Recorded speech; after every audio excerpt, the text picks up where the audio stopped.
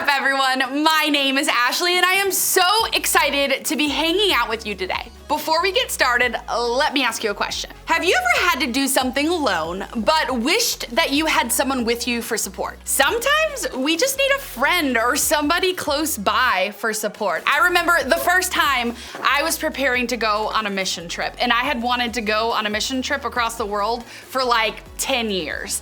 And I was nervous to do it, but it wasn't until my sister Megan was like, I'll go too. And I was like, okay, sign us up. I just needed somebody with me who was brave and who would go and explore new territories with me and have this amazing experience together. And maybe you can relate. Maybe there are some things in life that you just don't want to do on your own. Walking through a haunted house on your own?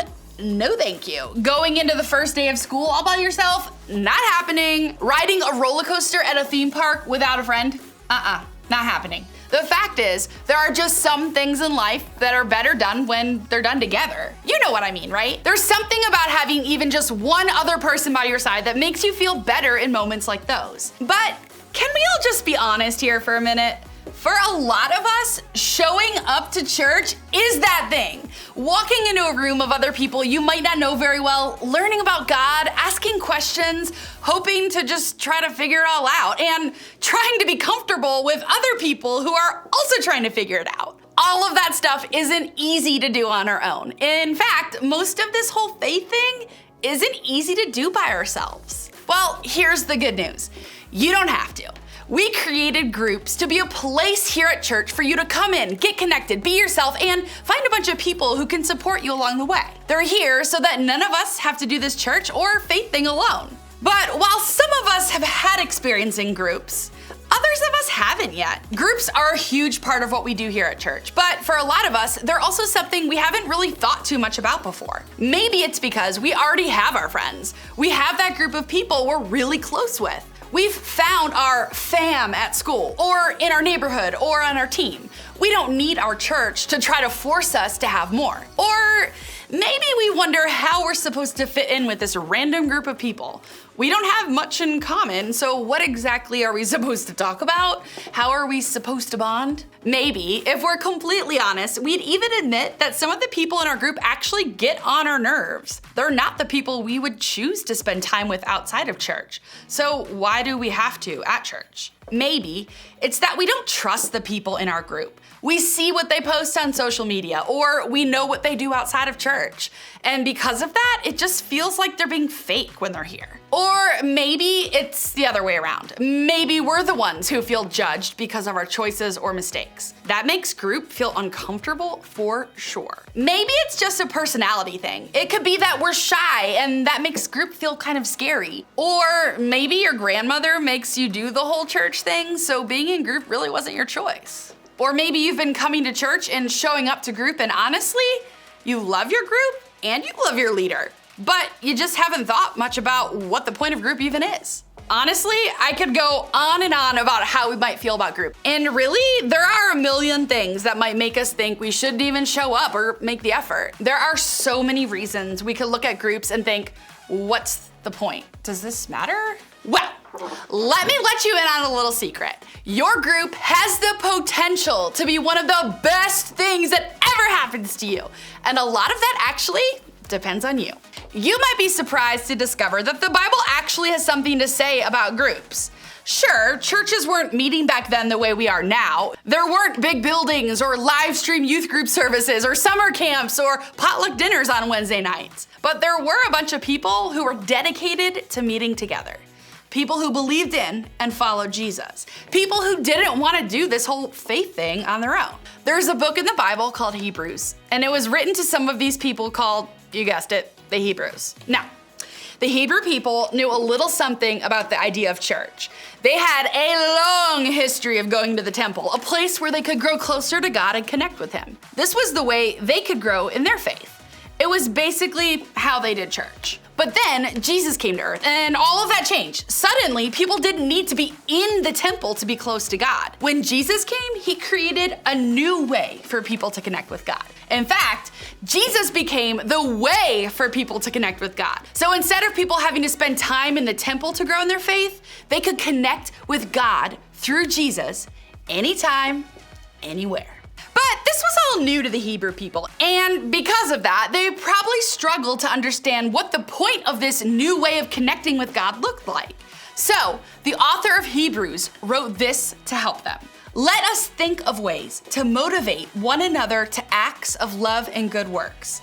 And let us not neglect our meeting together, as some people do, but encourage one another, especially now that the day of his return is drawing near. So, here, the writer changed the way these people saw church. The way to grow in your faith has more to do with people than a specific building. Church isn't only about showing up to get closer to God. It's about showing up to get closer to each other. It's about people gathering to encourage each other, cheer each other on, and lift each other up as we grow in our faith. It's about community. And honestly, isn't that kind of what we all want? I think we all want that friend group that motivates each other toward good, one that encourages each other and loves each other and hangs out on a regular basis. We want people to listen to us when we struggle, to fight for us when we're down, to help us see different perspectives, and to care about us no matter what. The good news is, our groups can be exactly that. They can be the very thing that the writer of Hebrews was talking about here. But to get there,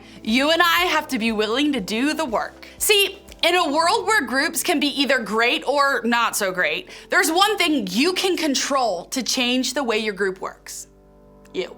The person who ends up making the biggest difference in the way your group feels is you. The decisions you make within your group can make it or break it. The attitude you have going into it can make it better or make it worse. The way you and I think about, talk about, and treat the other people, it makes all the difference. So the question is, what kind of group do you want? If we're all looking to find the kind of community that the writer of Hebrews talked about, then we have to be willing to let it start with us. See, you get out of group what you put into group. Part of this whole church thing is about motivating and encouraging the people we meet with while we're here. It's about sharing our stories and our questions and our doubts so that others feel safe to do the same. It's about being honest about what's going on in our lives so that we can support and encourage each other. So, if you want to be part of a group that does all that and more, you'll get there by doing it too.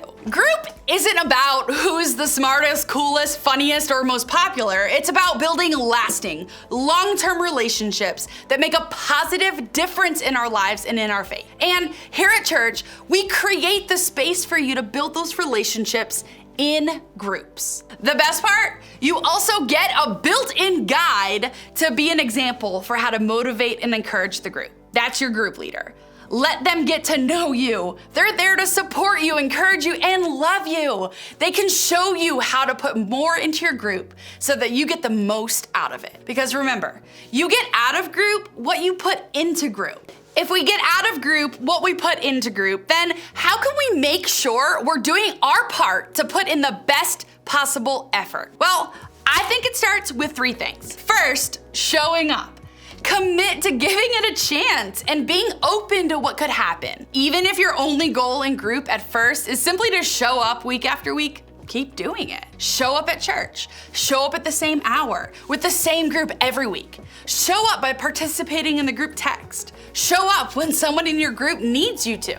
Show up for the people in your group by going to their plays or going to their birthday parties. Show up with an open mind and a positive attitude.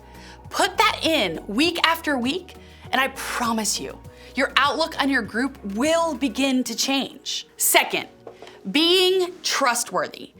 Protect your group by making sure you're respecting everyone who's there. When someone says something you disagree with, pause and think about it before responding. Don't repeat what's shared in group with people outside the group. And better yet, take time to thank the people who actually chose to share because it's hard to share what's going on in our lives. Lead by example here. If you want your group to be a safe place where everyone feels comfortable, then do your part to make it one by being trustworthy for your group. Third, own it.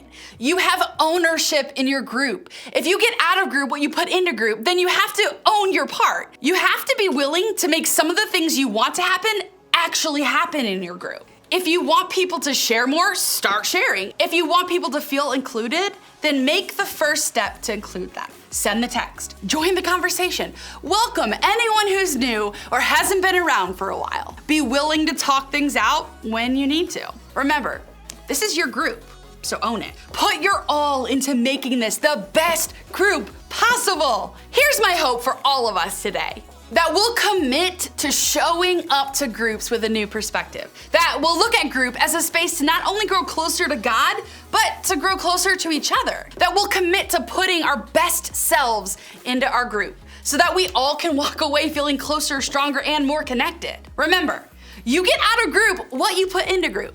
So go make it awesome!